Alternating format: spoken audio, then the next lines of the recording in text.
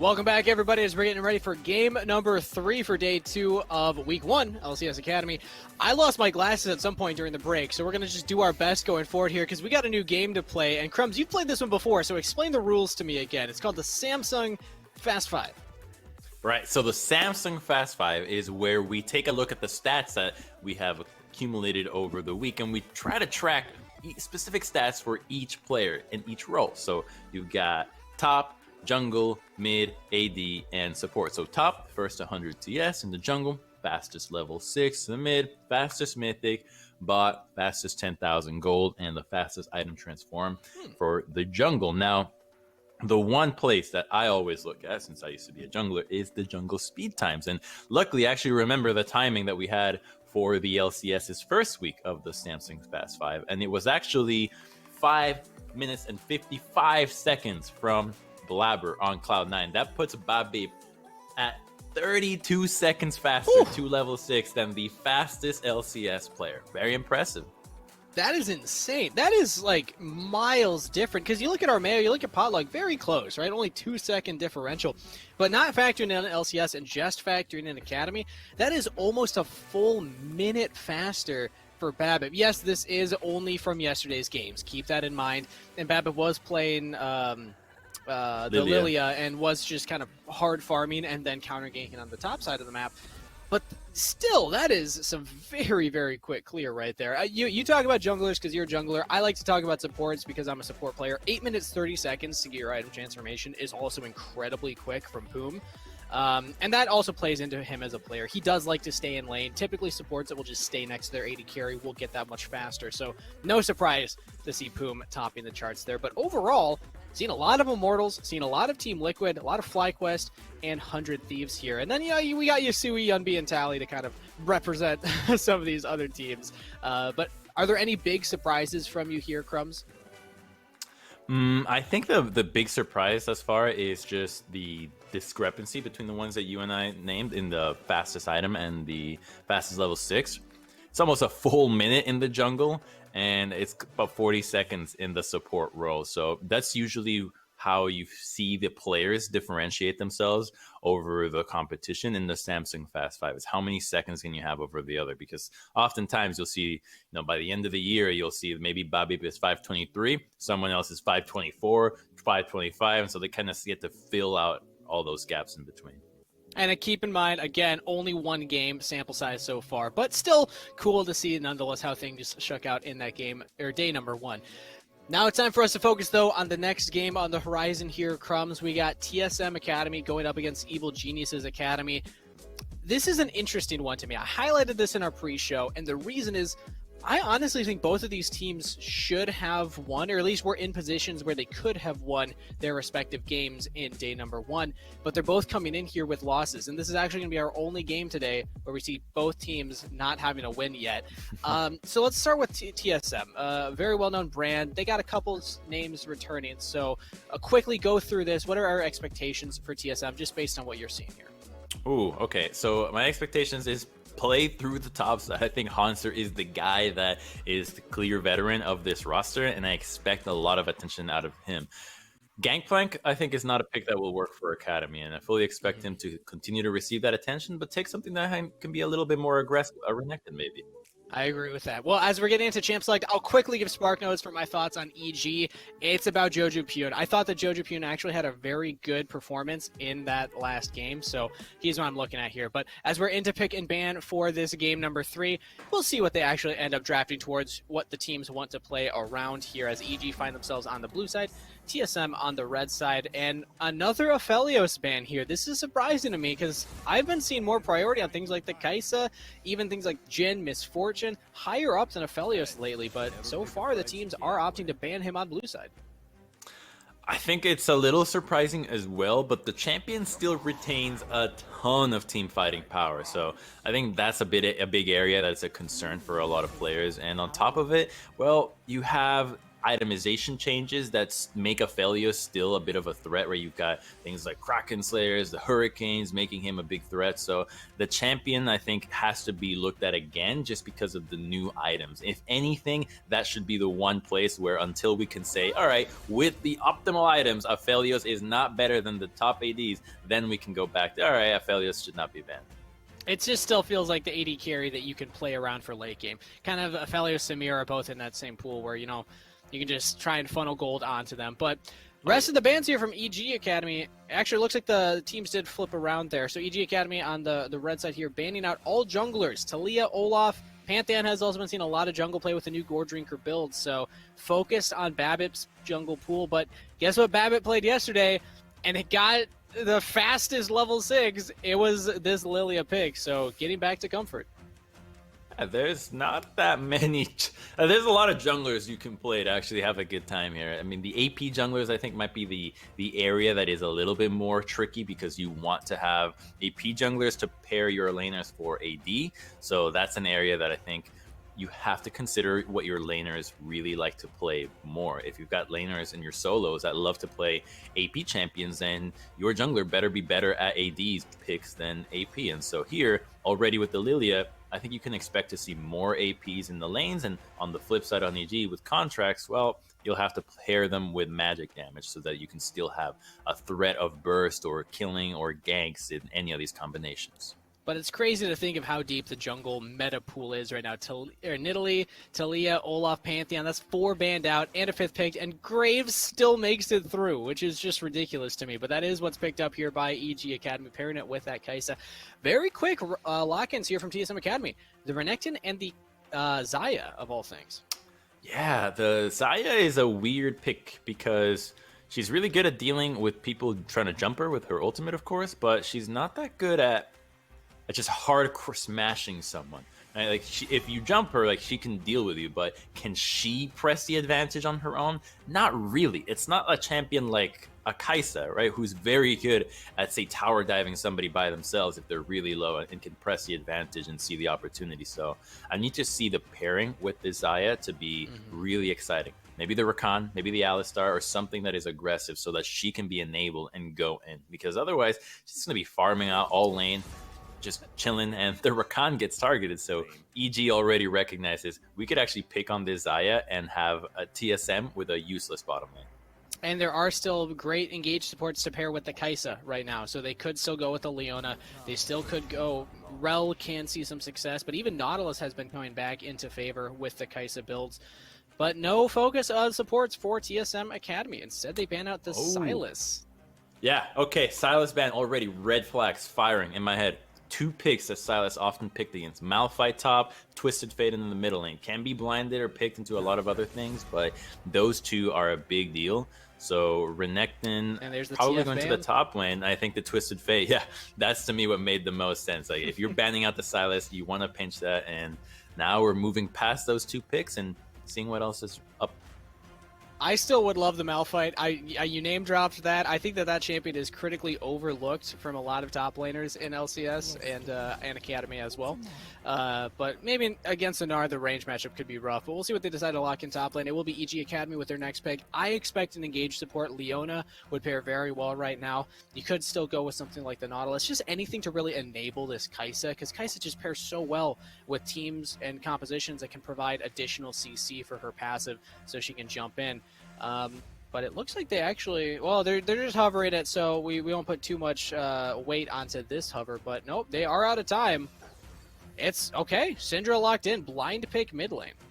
I like it. I like it because it's paired with the Graves. It has synergy already with the champions that they have. By itself, it might be punished in lane, right? Somebody can sword might be able to go Echo, right? Now you have a decent time into the Syndra. You even have kill threat. So there are things that TSM can play, but it now allows Shoryu, Contracts, and Jojo Pion to play together with increased synergy had he gone with another pick. So Leona gets blinded here.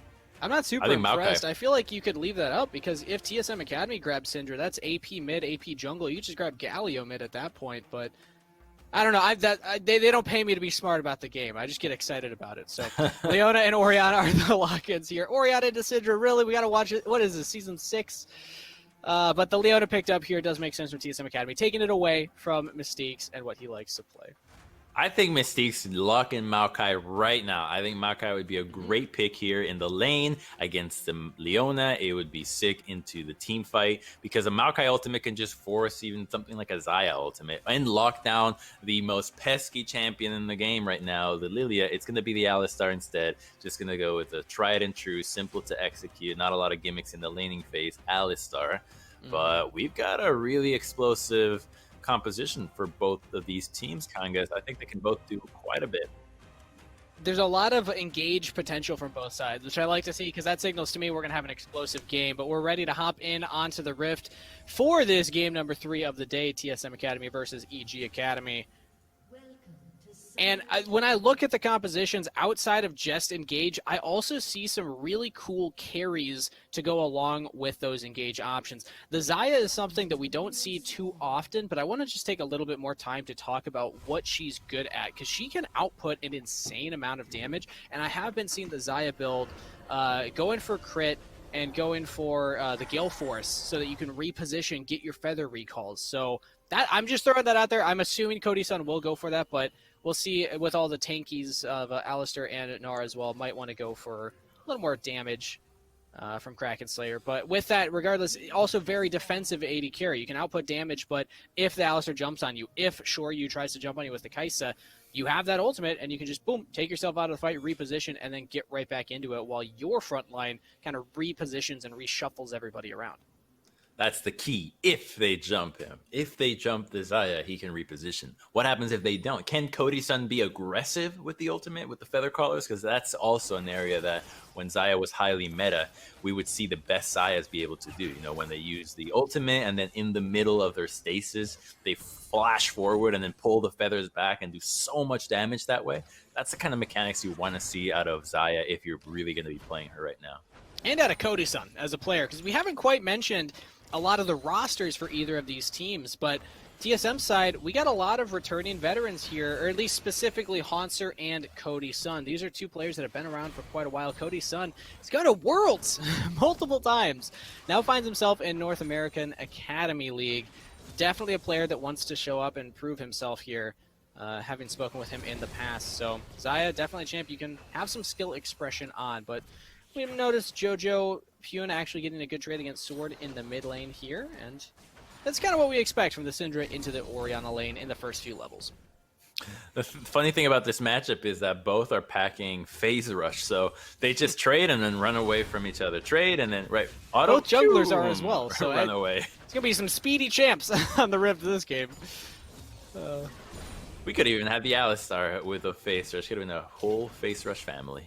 True, that is actually. I feel like I see Phase Rush more on Alistar these days than I do the Aftershock, just because you already have that ultimate. You're already going to be building tanky anyway, and that Phase Rush just helps you stick on the tough members, specifically that Lilia. But either way, going to have those extra tanky stats. We've seen Jojo Pune actually taking a very early back here. Just wants to get that tier so you can start stacking it as quickly as you can. And actually will stop the back here of Sword. That's huge. That's big, because now if he might be able to actually shove this wave, crash it into the turret, and have him lose some more. So, I mean, he took a turret shot for that. He does have his little flasks available, so he won't lose for it. But he does get to make it first to this fight, which could be what matters. Yep. Now and also top lane. Tony Top is here as well. Babip's in a really tough position, but actually Jojo Pune's backing off. Sword comes in. Now Sword could be in a 1v2 position. Tony Top holding the line while Sword taking a lot of damage. Has the flash available. Has to use it. Flash forward by Contract. Following Sword down. Whoa. Can't quite find him. Babip over the wall. So is Haunser. Contract goes down. First blood over to TSM. That looked like a match of Twisted Tree Line in the top of the river. Just a 3-on-3 bonanza. And I really feel, okay, so much of it was dictated by Jojo Pune being here first, but Babip is so strong right now. He has a level lead over Contract, so already that's a big deal. Okay, Contract levels up now, but it's already too late as the rest of TSM is now here, particularly the Renekton, the big threat. And then that flash for Contracts was not expecting Sword to run that way. You would have thought, oh, Sword should path back to the tower, as most people do. Wrong. In that situation, he would have died. If you path to your teammates when you're in trouble, you can ensure that if something happens, they'll be able to help you out. So that was a right response from Sword that ended up getting Renekton first blood. I also think that was a misplay from Jojo Pyun. That Syndra had pretty much full mana, had all cooldowns, but walks away because he's afraid of a level 4 Orianna? I mean, what's Sword going to do to really threaten you in that moment? You had Tony Top coming down. You could have 3-man pincered Babip, blown up Lilia, and then taken the 3v2 afterward and fight Sword and Hanser. It just felt like Jojo Pyun was playing way too scared in that instance. There's so many ways to look at that 3v3 Yeah. and think of different ways that somebody could have played, right? Movements, spells, summoners, all of these different things, call outs, right? Because we only see the moves, then we gotta be in the mind of the player and know that they're making call outs as well, and that's getting into the play. So at the very least, though, they now have an advantage in the top lane with the Renekton double buffs. If they can only path this Gnar up here, they could actually go for a dive on him because they're going to hit Renekton level 6 before Gnar does. And if you can crash the wave while he's mini, you get a really easy kill. Also has a sizable CS advantage right now with the wave shoving in, so Hanser in a really powerful position in this matchup. We've already seen the Renekton versus Gnar. If the Renekton can get ahead, it becomes very hard for Gnar to actually deal with him. Even though you have that range advantage, you know, Renekton always has that flash stun or just the slice and dice stun to lock you down, and mixed damage between him and Lilia, plus the chain CC. Makes it really tough for a Gnar to actually deal with that, but he'll just try and freeze this wave, I suppose. Does he actually shove it out? Hanser's stuck around. Tony Top does not realize that. Oh, he's shoving the wave, but now here comes Hanser. Doesn't actually find that much damage, but just scares Tony Top off a little bit. Oh, and neither of these top laners has based yet. You got Doran's items for both, so it's really tough for them to want to start making action in their side of the map just because they haven't spent the gold for the items that would give them the damage to pop their opponent. So until they base, I think both junglers should know, hey, all right, I'm not going to waste my time up here. These guys are still on starting items. Same thing with the bot laners. I guess we have seen Cody's son get it back in, but Shoryu taking that extra bit of time. But we'll go for it back here shortly, probably after this wave. Although Babip is in the area and Dragon is spawning, so if Shoryu goes for it back, that's probably just a free objective. And TSM are calling that. They're saying, yeah, we got the shove bot side. Shoryu is not going to be a threat in terms of damage, so yeah, just get a free objective. Okay, I mean, it is a good timing because you know that the blue buff is up from EG, so even though Graves can be in the area, you anticipate that he'd be distracted doing the camps, and the mid laner isn't there, bot lane is shoved in, and the Gnar, while he is level 6 and with teleport, hasn't base and doesn't have any gold, so you're really not in a threat of this dragon being fought over, so it's a nice little sneak in. It'll be a really nice one to get because the laning phase is still going, it's still slow, and an ocean dragon this early on can be nice to keep you in there. Help with the mana sustain specifically for this Orianna, who has been struggling here. Jojo Pyun finds himself with a 20 goal or CS lead rather, and also got that tier much faster because of that cheater recall, and then putting Sword further behind. Yeah, Sword got that 1 assist, so the stack on Dark Seal feels good, but overall Jojo Pyun is still doing a great job during the early portions of this laning phase. Gets the shove constantly, now roaming up here with contracts, just making sure that these scuttles go down. And they might even go for an invade or a double gank topside here.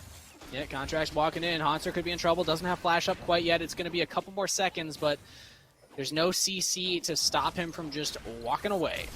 Oh, Leona's here. Flash, Zenith Blade jumps right into the enemy team. There's the Lilia ultimate. Drowsy in onto Graves. Mystique has joined in as well. It's a 5v4. Tony Top actually gets the first kill onto Fizzy of all people. Leona goes down, but because of the Xayah just shredding through, TSM will win the fight 2-for-1.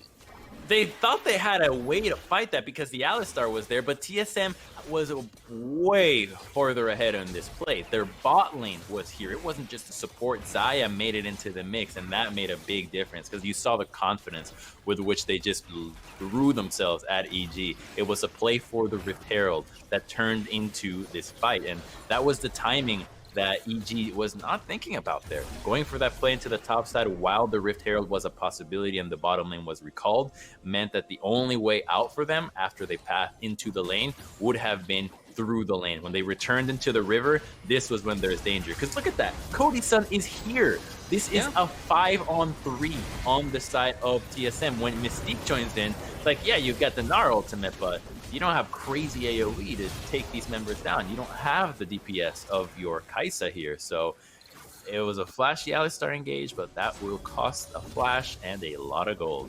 Also an incredible shockwave from Sword there at the end of that fight. I thought it was Cody's son. I was looking at the Xayah like, oh yeah, Feather's going out, but no, it was actually Orianna pumping out the majority of that damage during that fight. So well played by TSM Academy. We used to call that, I remember back in the day, Crumbs, we called that the Dignita or the Clutch Gaming special back before they even rebranded. Yeah. That was a classic play they would do. They just sent all 5 members to the first Rift Herald as soon as it spawned, and then win the fight and get the Herald. And that seems like exactly what TSM Academy just did there. Grouping up, getting that objective. Now, what do they get with it is the next question. Because Babbitt picked it up. Jungler can bring it anywhere on the map. So where do they want to funnel that plate gold into? Well, the decision to use the Herald now gets changed because the lanes have been flipped entirely. So normally you'd think, all right, well, if using it to the top side frees up your top laner to teleport down and help a dragon fight, but the lane assignment is entirely different now. So I think that using it for the mid lane is just the safest choice when you're not really sure about pushing down any of these side lanes. Just guarantee it, get some gold there, and it's always nice to take turret plates or turret damage against someone like a Syndra that is going to be having such an easy time wave clearing with her Scatter the Weak and Dark Spheres. Getting that longer lane for Sword to play around means that it's no longer going to be such a one-sided matchup between the two. But Tony Top could be in some trouble here. Oh, almost gets hit by the bowling ball, but not quite. Contracts. Oh, the predictive solar flare from Fizzy with the Zenith Blade follow-up. Contracts, you just got outplayed, buddy. What a call from Fizzy, and they get Tony Top too. That's 2 quick pickups here for TSM Academy. That was some great play. It really was. They had this sneak through the brush. Everybody was collapsing, right? Leona and Orianna joined together. Both sides of TSM's jungle and mid and top and support went together. Right? It was 2 people jumping one at the same time. And that's what you want to see when you're going into the river, when you're trying to make plays in Fog of War. Group up. That way, when you find someone eventually, you're just as quick to retaliate, to deal damage, and you found that one pick. Because if Orianna wasn't that close to Leona, she wouldn't be able to flash forward and chase the Graves deeper. Graves could have gotten away, but because they were grouped, they get even more kills.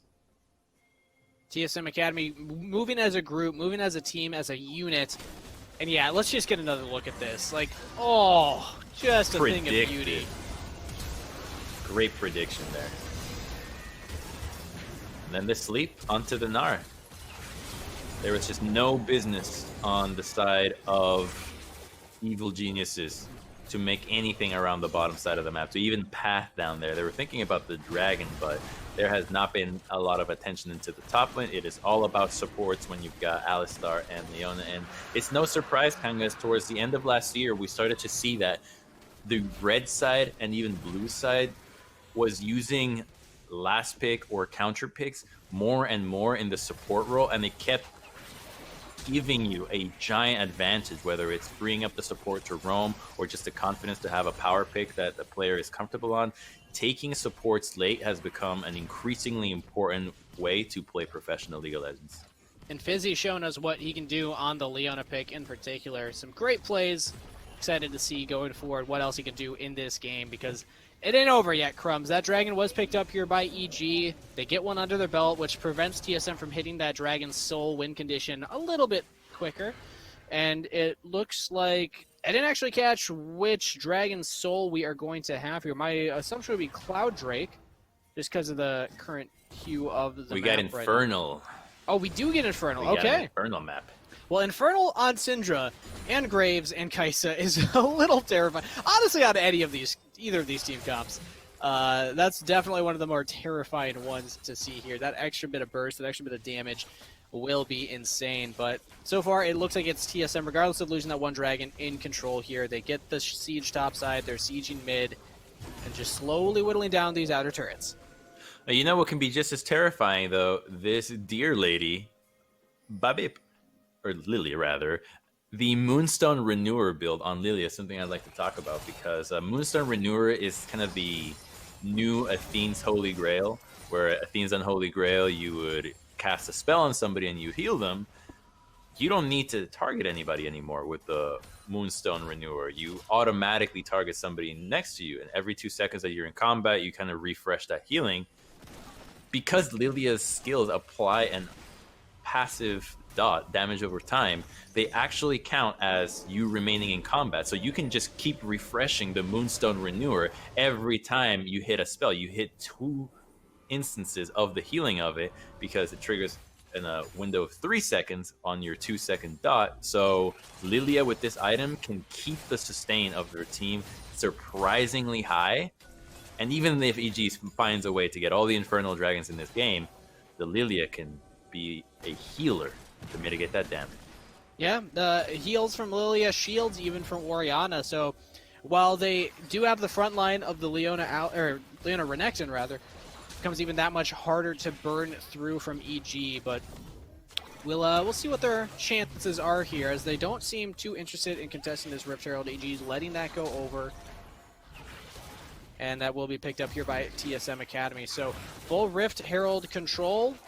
They still rotate all, I guess only 4 members. Hansu's got TP, so 4.5 members over here to secure that one. But yet again, they have more pressure for these outer turrets. And I also want to talk a little bit about the build. You mentioned BABIP. I want to talk now about Cody's son, because I have seen Xayah win rate been increasing with the Gale Force build, but now going for the Kraken Slayer will just be outputting insane damage on the front line. If Mystiques goes in, if Tony Tops goes in, and they're not able to find the perfect engage, it's going to be really hard to survive. But here's an engage on the top side. There we go. Contract's in a lot of trouble. He is burning down for the Lilia. Is it going to be enough? Oh, just barely not.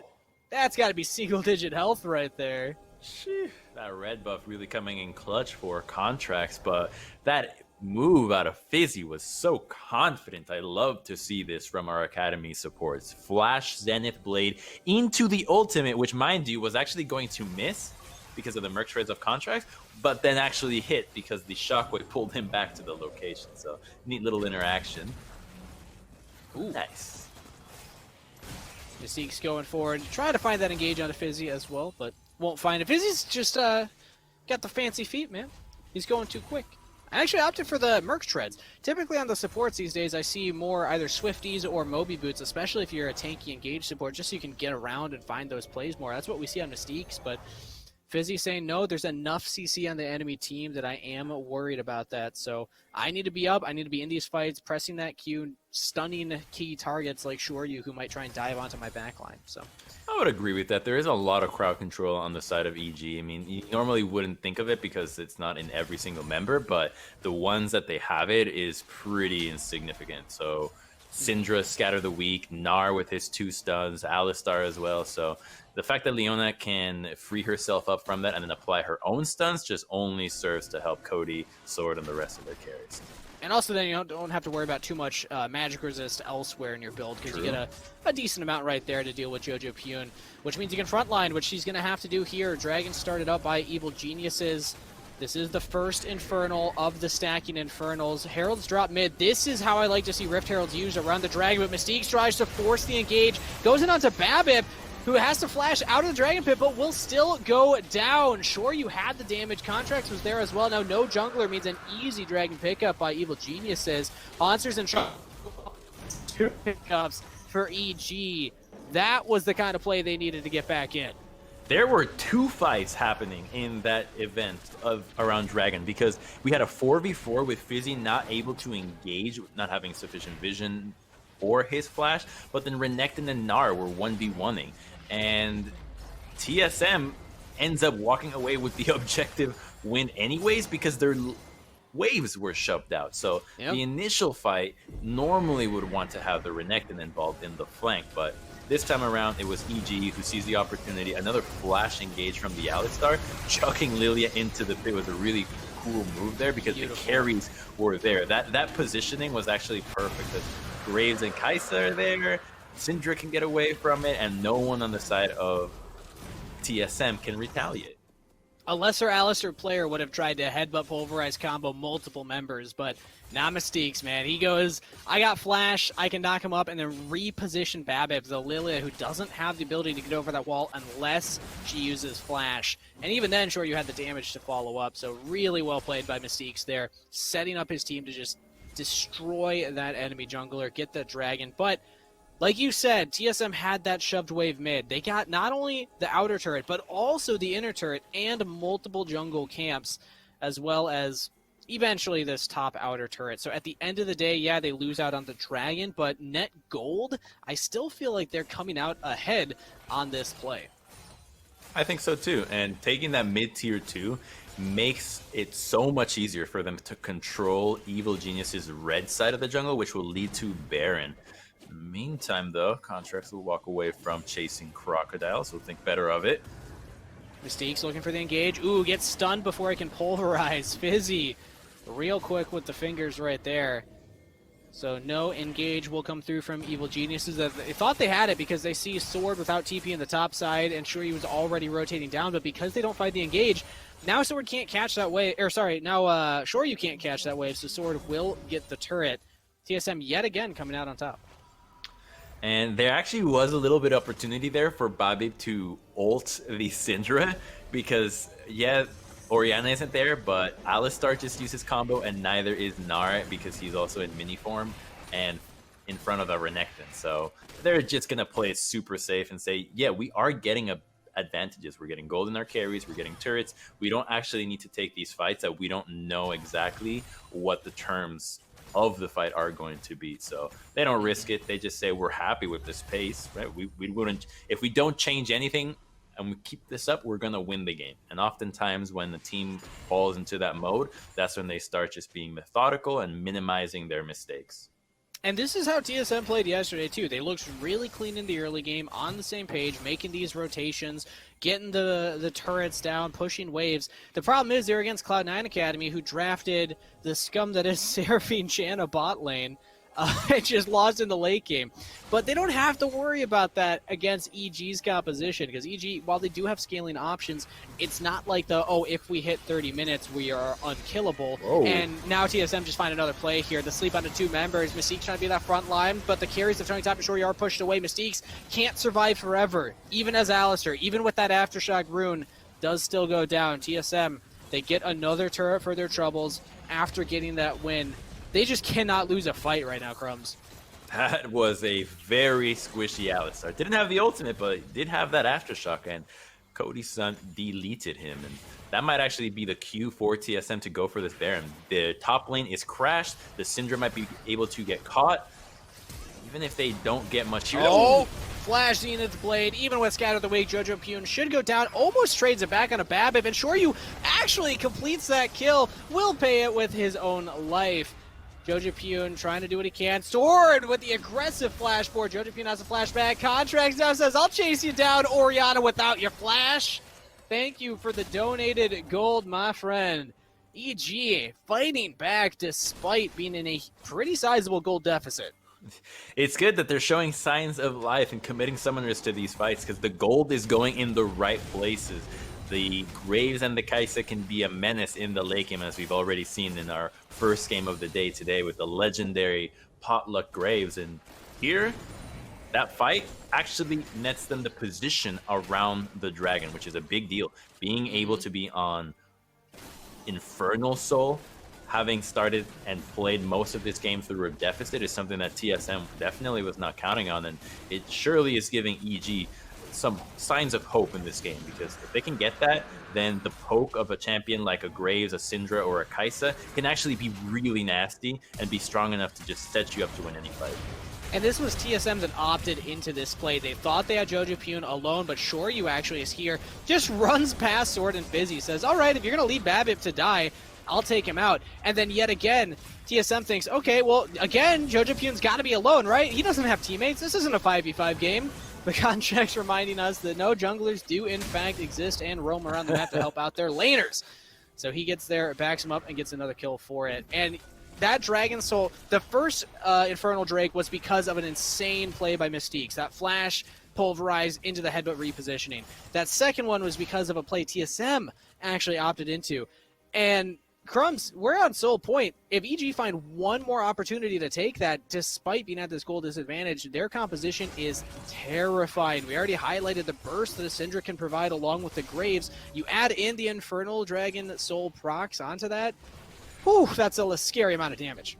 Yeah, think about it. You've got the Kaisa W into, say, Boulder Toss from Gnar with Scatter the Weak, Graves.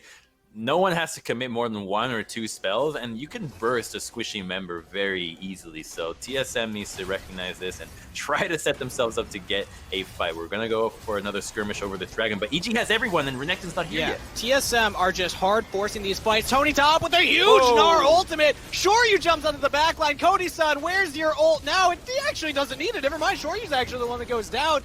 As TSM with Hanser flanking turned the fight around, a double kill to the Renekton. That did not go how EG or myself expected. TSM turned the fight. They saw the giant Gnar ultimate with everybody piled onto it, but then they didn't realize, hey, that's a 2v3. It's only Gnar and Kaisa against multiple members, and they don't have enough damage to just one-shot whoever gets CC'd. So, yeah, it looked kind of cool, but they instantly turned onto the Kaisa, and she did not stand a chance. While Cody did not have the ultimate, it didn't matter. Kaisa was not fed enough. There was no Syndra or Graves follow-up, and that was just the big difference, because if anybody else would have helped, I think it would have been a really big wipe. So smoke screen's already down. That's a big deal, though. Using that cooldown this early on is going to affect things. Alistar Q is down, so then when Tony Top goes in here, the rest of the members got Shockwave, and they don't have an easy way to help Shoryu collapse, because all of his cooldowns were spent earlier. Imagine if something like a smoke screen was able to be used later there, or anything else. So close, no cigar, like Graves. And that's one of those plays where if Shoryu had his Runeans already completed, could have been very different, because he got at least 3 to 4 auto attacks off before he went down. If that had been onto all 3 members, maybe he can shred through a little bit more, do some more damage, but the Shockwave from Sword right before Tony Top's Gnar ultimate came through is really what clutched it out, because it stalled the rest of EG from following up on the play, and did just a chunk of damage for Hanser to then clean up. So now TSM shoving in this top wave with that Baron buff they secured after winning the fight. They don't need Dragon Soul to win this game. A lot of times people really hard tunnel on that, like, oh yeah, Dragon Soul's a win condition, but hey, you know, you can always just run down these turrets with the Baron buff, and ended that way, and that seems to be TSM Academy's game plan. You can always just win instead of going for the objectives. It's surprise, so. Yeah, I know.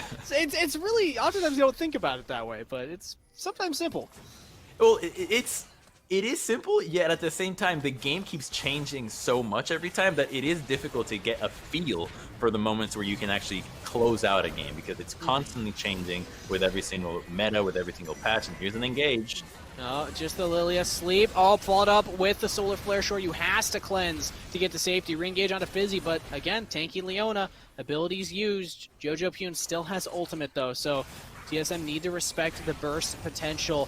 EG need to hold out for another 45 seconds. They're just giving up the inhibitor. They're trying to get Hanser instead. Hanser, as Renekton, trying to be tanky, trying to get onto Shoryu. Shoryu jumps out, jumps back in. Shoryu, what are you doing? Hanser's, is he gonna live? There's no way, right? He's trying to heal up, not gonna happen. Shut down, but still, the rest of TSM Academy are just ending the game. EG forgot that they can just end the game, but they do come back and will actually prevent the final push here. But TSM, they still have the Baron buff. They might just stick around. Oh, man. There might have even been a stopwatch on the Renekton in that play. Could have maybe even survived and done some more, but Shoryu is just so far behind. He's about to be Flame Horizon in CS by Cody-san, which is really not where you want to be. Another reason why that Kaisa follow-up did not pan out, but we also see the Renekton's strength. Even if you don't focus him, he can always one-shot your squishies. Yep. And it's just, I've been there. My roommate's an 80 carry main. We do all the time. You flash away as Kaisa, and then you go back in and just die immediately. But never mind, Contract just gets caught out in the jungle here. Solar Flare will lock him down. Hanser with the teleport. He gets onto the backline trying to get Jojo Pyun. Shoryu runs in, trying to do that damage. There's that stopwatch keeping Hanser alive as Babip on the flank. Cody-san staying alive. Tony Top can't quite find that big game-ending play that he was hoping for, and pays with his life. The rest of EG now fighting under their turret. Shoryu will go down with the last bit of damage that he can, but it is not enough. TSM run down the base of Evil Geniuses. Jojo Pyun, the last remaining member, will take down Babip, but there's nothing else to be found here. TSM with a very clean game, closing it out, showing you don't need the Dragon Soul. You don't even need Baron at the end of the game. All you need to do is take down that Nexus. TSM win their game. A commanding victory out of them, and the top lane of Hanser and the veteran in Cody-san, the two pros or longtime pros on the TSM Academy roster, really turned up. Massive CS leads on both of them, constantly creating pressure for their lanes and team fighting quite well. So it looks like they're finding their groove in the Academy, kind of the way that they have to play, because that's usually what happens when players are switching between leagues. They have to get adjusted to what kind of champions work best. You're like, do you need to always play hard carry? Should be a little bit more passive? They think they found a right balance. Cody with a champion that has self-peel, and Hanser with something that can really push the tempo if need be. Yeah, this game looked so much better from Hanser than the game yesterday. He played Gangplank. He was like 3-1-2 at one point, but just couldn't clutch out the game against Cloud9 because it got too late. This time around, though, on the Renekton, multiple insane plays where he's just buying time. Like at the end there, he just wasted, 20 seconds of EG's time while he just didn't die in the mid lane. Still got the trade kill onto Shoryu while his team was just pounding down those turrets. I know that at that point the game was pretty much already close to being done, but EG, they just could not find a way to deal with the Renekton in the side lane, and then when they grouped up for the fights, it felt like they just weren't out executing TSM. They were constantly getting destroyed by these shockwaves, despite Tony Top finding some pretty clutch gnarls. Yeah, and that big gnarl, I think the first one was that top lane fight where TSM's macro play ended up creating a big advantage for them. The Rift Herald swap, that 8-minute swap, they thought, oh yeah, sure, we could take a fight here. Let's go for a gank. 8 minutes, nothing happens here. TSM bot lane is there and just wipes them. Yeah, that's what we've seen from TSM so far, which is really impressive. If I'm ranking who's got the best communication so far in this very, very early Week 1 split, Immortals, TSM. These are the two that I'm really looking at, and no surprise, they're both winning games. TSM did lose yesterday, but it was a close one, and this time it was much more definitive. They did not give up that lead. They weren't really, losing out on any of these fights. There was a couple awkward plays around that red buff, but hey, they kept turning them around in their favor and winning out afterwards. So this is a great way to start your season as a roster. A couple veterans, couple new faces, and a lot of potential going forward. But we're going to send it over to a short break while we get ready for an interview with one of the players from the winning team, TSM Academy. You're not going to want to miss it, so don't go anywhere.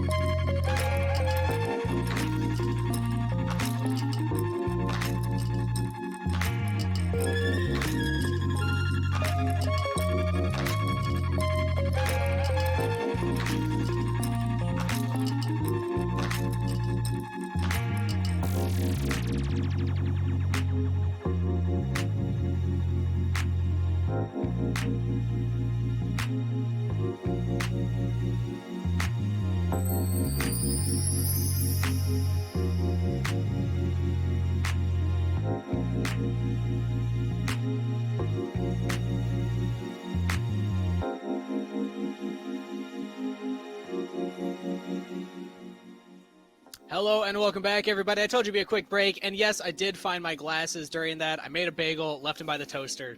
Happens all the time. Thanks for joining us again. Crumbs, that was a banger of a game right there. TSM Academy showed up against EG, and I definitely thought that would be another one of the closer games of the day. It didn't really turn out to be that way. Yeah, they delivered. Cody and Hanser had a really standout game, but it all started with a pretty wild level 3 around the first Scuttle Crab. Of course, the Scuttle Crab, the number one instigator of action and violence in League of Legends Summoner's Rift, but it set up Hanser for success here because it gave double buffs to the Renekton, and he never needed any more attention. The bot lane then roams up 8 minutes in for the Rift Herald, and this was the big team play that turned everything around for TSM because they get a 5v3 at the start, and then they even get more gold as EG adds the Alistar to the mix, gets Shockwave, and they'll get both of the kills for free. It's just such a clean play from TSM. Yeah, they lose out some CS on the bottom half of the map, but definitely worth it to catch EG by surprise here. And then this play, I love this. Ooh. I want this on repeat. I want that, just a gif of that. Of just Fizzy landing that predictive solar flare over and over again, following up with the Zenith blade, getting the flash, the follow-up sleep from Babbitt. Just everything went according to plan right there for TSM. And there's so many plays, so many examples of this actually happening. This is one of the ones where they were maybe a little too ham, but I mean, you can't really discredit them because of how well the game was going up until this point.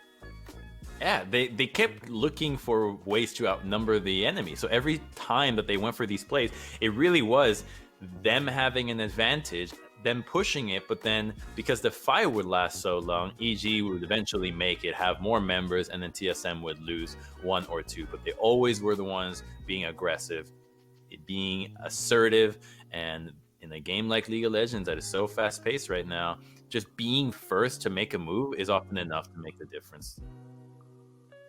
And first to make a move, I think, is the name of the game for TSM Academy here. Always around the mid lane, too. There was a lot of action around Sword, especially around the red buff, those jungle invades. So we actually have the opportunity to speak with Sword himself here. Thank you, Sword, for joining us. Congratulations on the win there. How's it feel to finally be graduated up to LCS Academy and have a couple games under your belt? Thank you. It was pretty exciting for me to play my first few games. I was pretty nervous, but the more I play, I'll get used to it. So I'm excited for the future. Is there something in team play that you already like? Something that you find very exciting about it, whether it's the communication or just having to relearn how to play the game? I like that we have like veterans for top AD and jungle, so they were like guiding me and Fizzy around the game, so it was really nice having them, so we feel more comfortable playing as a team. And now, Sword, your journey is a little interesting because you actually graduated here from the TSM Junior program, correct? Yes. So what was it like to develop under TSM without like officially being on a team? You know, what perks did you learn just developing in this org and then having the opportunity now to come up to LCS Academy? Obviously you were successful, but what do you really attribute your success to from that junior program?